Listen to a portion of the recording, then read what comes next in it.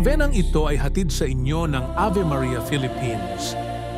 Ang novena ay isang siyam na araw na debusyong panalangin na isinasagawa ng tuloy-tuloy bilang tanda ng pananampalataya at pagtitiwala sa Diyos at sa mahal na Birhen.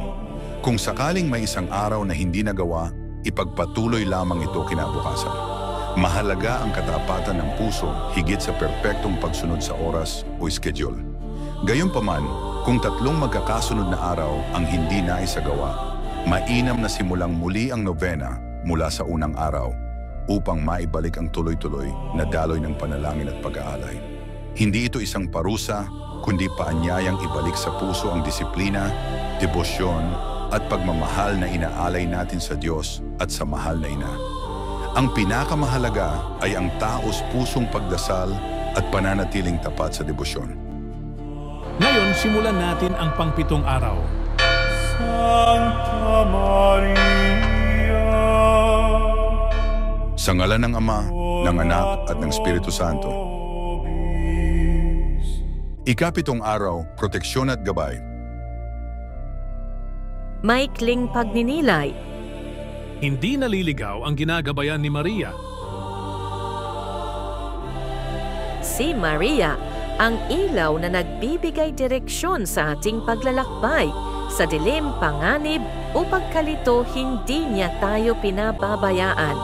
Naway ang kanyang gabay ang maging tanglaw ng ating puso upang manatili tayo sa landas ng Diyos.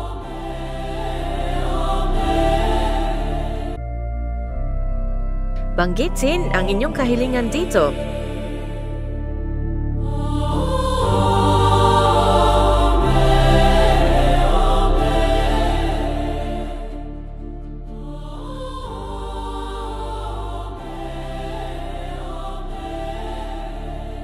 Ina ng laging saklolo, narito ako, isang makasalanan, sa iyong harapan. Dumudulog ako sa iyo at inilalagak ang aking tiwala sa iyo. O Ina ng awa, maawa ka sa akin. Naririnig kong tinatawag ka ng lahat na kanlungan at pag-asa ng mga makasalanan. Kaya't maging kanlungan at pag-asa ka rin para sa akin. Tulungan mo ako alang-alang kay Hesukristo. Iunat mo ang iyong kamay sa isang abang nilalang na nagtatagubilin ng sarili sa iyo at naghahandog ng sarili sa iyong paglilingkod magpakailanman. Pinupuri at pinasasalamatan ko ang makapangyarihang Diyos na sa kanyang awa ay iginawad niya sa akin ang pagtitiwalang ito sa iyo, isang tanda ng aking kaligtasan.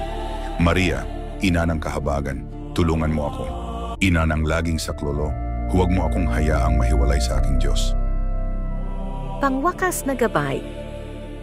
Ina ng laging saklolo, ipanalangin mo kami. O Maria na ipinaglihi ng walang kasalanan, ipanalangin mo kami na dumudulog sa iyo. Amen.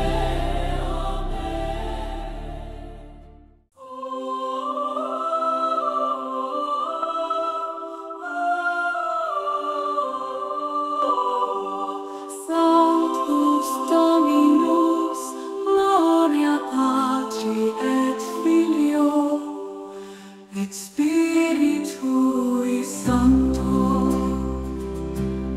Kyrie eleison, Christe eleison.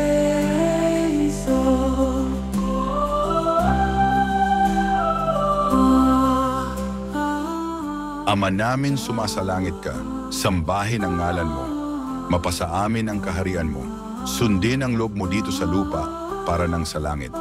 Bigyan mo kami ngayon ng aming kakanin sa araw-araw at patawarin mo kami sa aming mga sala para nang pagpapatawad namin sa nagkakasala sa amin. At huwag mo kaming ipahintulot sa tukso at iadya mo kami sa lahat ng masama. Sapagkat sa iyo'y nagmumula ang kaharian, ang kapangyarihan at ang kaluwalhatian magpasawalang hanggan. Amen.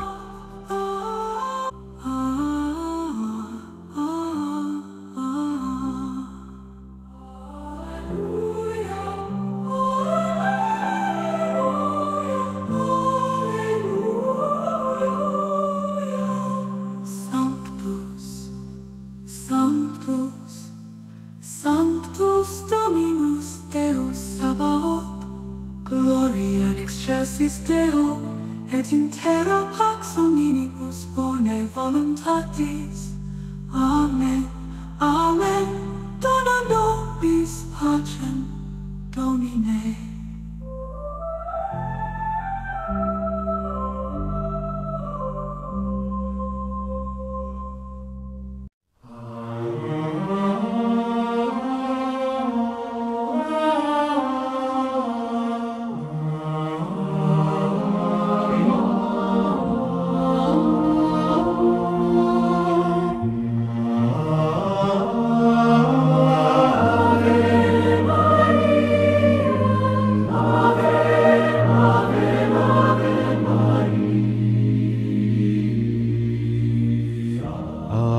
Panginoong Maria, napupuno ka ng grasya, ang Panginoon ay sumasa iyo, bukod kang pinagpala. Sa babae pinagpalaman ang iyong anak na si Jesus. Santa Maria, Ina ng Diyos, ipanalangin mo kami makasalanan ngayon. At kung kami mamapatay, Amen, Amen. Aba Ginong Maria, napupuno ka ng grasya.